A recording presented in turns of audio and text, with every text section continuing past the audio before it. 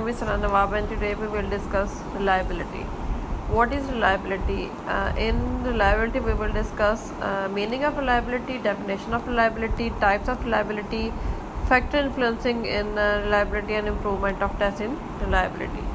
First one is meaning. Reliability is one of the most important characteristics of any test. किसी भी test का सबसे important characteristics क्या है उसकी रिलायबिलिटी कि वो कितना रिलायबल है.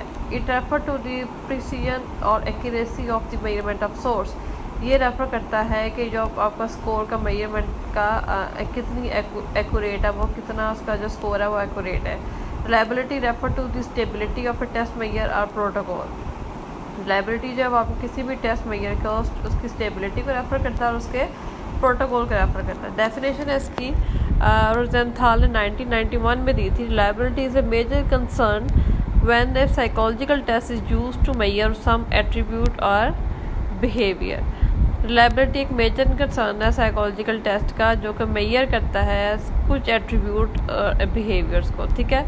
और एनएसएससी ने 1968 में डेफिनेशन दी थी. Reliability refer to the consistency of scores obtained by the same individual when re-examined with test on different occasions.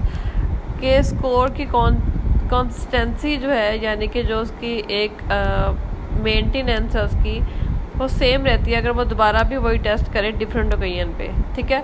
और with different set of equivalent items. ठीक है. या फिर इसके क्वेश्चन को अगर चेंज कर दिया जाए और under other variable examining conditions कि जब भी उससे कोई टेस्ट लेंगे उसका जो स्कोर है उस टॉपिक पे सेम होगा यानी कि कंसिस्टेंसी होगी उसके स्कोर में. टाइप्स आ जाती है उसकी 3 टाइप्स हैं उसकी यहाँ पे जो इम्पोर्टेंट है. Test retest reliability, split half और internal consistency reliability, parallel form reliability. ठीक है. टेस्ट रीटेस्ट रिलायबिलिटी है. In test retest reliability the single form of the test is administered twice on the same sample with the reasonable time gap. Single एक ही test को administrate करते हैं 2 दफ़ा same sample पे एक गैप के बाद.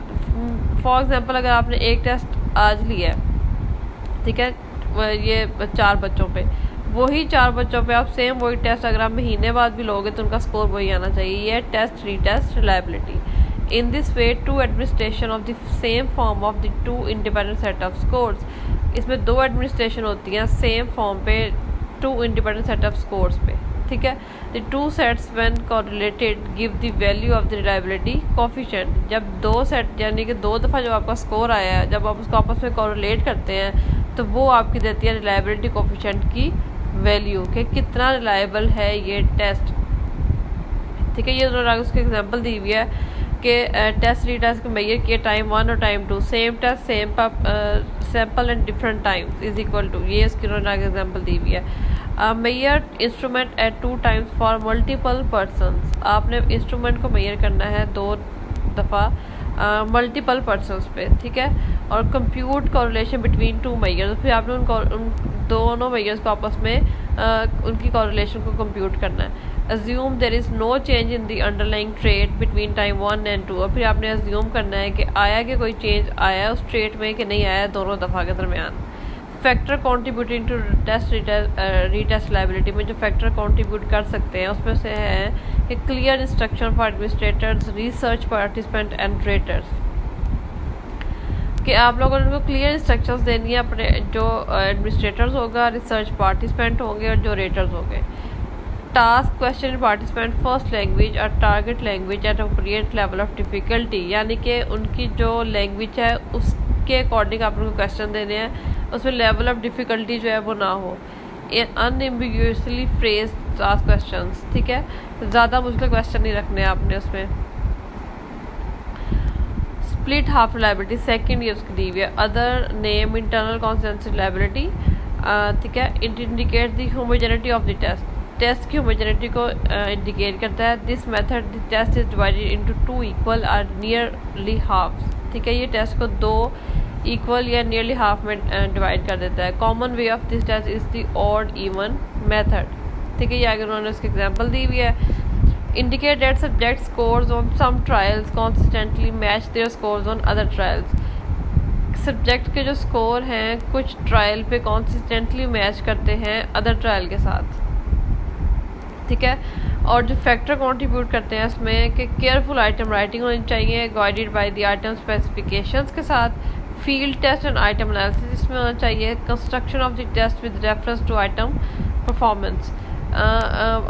टेस्ट का जो कंस्ट्रक्शन है जो बनाना है वो आप लोगों ने आइटम परफॉर्मेंस के रेफरेंस के साथ देखते हुए बनाना है। थर्ड फॉर्म है parallel form reliability, alternative form reliability, equivalent form reliability, comparable form reliability, ये इसके ऑल्टरनेटिव नेम्स हैं पैरेलल फॉर्म रिलायबिलिटी के। The alternative form technique is to estimate reliability is similar to test retest method. जो ये technique है alternative form, ठीक है, ये जो है ये टेस्ट रीटेस्ट से सिमिलर है, except that difference measure of the behaviour than the same measures are correlated at different times. उसमें था कि हम सेम मतलब के मेजर्स को लेते थे, इसमें हमने डिफरेंट मेजर्स लेने हैं जो कि कोरिलेट करेंगे डिफरेंट टाइम के साथ। If the correlation between the alternative form is low, अगर कोरिलेशन ऑल्टरनेटिव फॉर्म के साथ लो है वो इंडिकेट करेगी considerable measurement error is present, कि कोई एरर प्रेजेंट है, because two different scales were use, क्योंकि दो डिफरेंट स्केल जो थे वो यूज़ किए थे। उसमें आपने टेस्ट रीटेस्ट में आप लोग एक ही स्केल को 2 दफ़ा यूज़ करते हो और ऑल्टरनेटिव फॉर्म टेक्निक में आप 2 डिफरेंट स्केल यूज़ करते हो। Parallel form, form A is equal to form B, ठीक हो गया। Factors contributed to equivalent form reliability में कौन से करते हैं, development of equivalent forms from specifications that describe tool content, trial of tool before data collection to ensure equivalence. ये जो फैक्टर ये कंट्रीब्यूट करते हैं हमारे इक्विवेलेंट फॉर्म रिलायबिलिटी में। Factor influencing reliability of test scores, ठीक है, फैक्टर है जो कि हमारे टेस्ट स्कोर्स की रिलायबिलिटी को इन्फ्लुएंस करते हैं। उसमें ग्रुप वेरिएबिलिटी आ जाती है, गेसिंग बाय द एग्जामिनीज आ जाते हैं, या इन्वायरमेंटल कंडीशंस आ जाती हैं।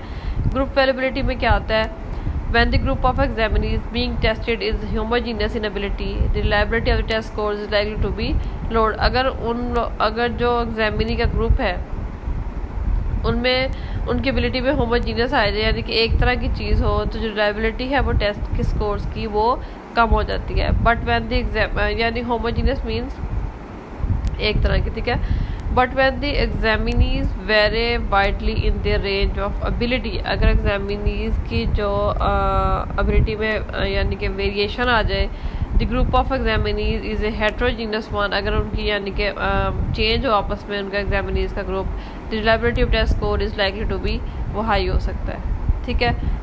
Guessing by the examinees, guessing in the test is an important source of unreliability, कि आप किसी टेस्ट के स्कोर को पहले ही गैस करें। फॉर एग्जाम्पल क्लास में अगर 2 बच्चे हैं तो एक बच्चा जो है वो हमेशा से फर्स्ट आ रहा है, तो आप लोगों ने पहले ही गैस कर लिया एक टीचर ने कि इस बच्चे का इतना स्कोर आएगा, तो ये अनरिलायबिलिटी में आता है, ये रिलायबिलिटी में नहीं आता। In two alternative response option there is 50% chance of answering the items correctly on the basis of the guess. इसमें सिर्फ 50% चांसेस होते हैं कि आपका जो ये रिलायबिलिटी है ये ठीक है कि नहीं है। इन्वायरमेंटल कंडीशंस कौन सी होती हैं, testing environment should be uniform, यानी कि जो इन्वायरमेंट है जिसमें आप टेस्ट ले रहे हो वो एक अच्छा होना चाहिए। Arrangement should be such that light, sound and other comforts are equal and uniform to all the examinees. जो अरेंजमेंट है जिसमें लाइट है, जिसमें साउंड है, इसमें अदर कंफर्ट्स है, सारी जो है वो इक्वल और यूनिफॉर्म होने चाहिए एग्जामिनीज के लिए भी और एग्जामिनर के लिए भी। Otherwise it will tend to load the reliability of the test scores. इसके अलावा ये हो सकता है कि अगर आप ये नहीं कर सकते सब चीज़ें अरेंज, तो मे भी कोई इन्वायरमेंटल फैक्टर जो है वो एग्जामिनी के स्कोर पे असर अंदाज हो। How to improve reliability of the test scores, आप कैसे रिलायबिलिटी टेस्ट के स्कोर्स की इम्प्रूव कर सकते हैं। The group of examinees should be heterogeneous, that is examinees should vary widely in their ability or trait being measured. जो examinees का group है उसमें हेट्रोजीनियस होना चाहिए। एग्जामिनीज जो है वो उनकी एबिलिटी में वेरिएशंस होनी चाहिए। Item should be homogeneous, item एक तरह के होने चाहिए। Test should preferably be a longer one, ज़्यादा लंबा होना चाहिए test. Item should be discriminatory ones, item में जो है वो डिस्क्रिमिनेटरी नहीं होना चाहिए।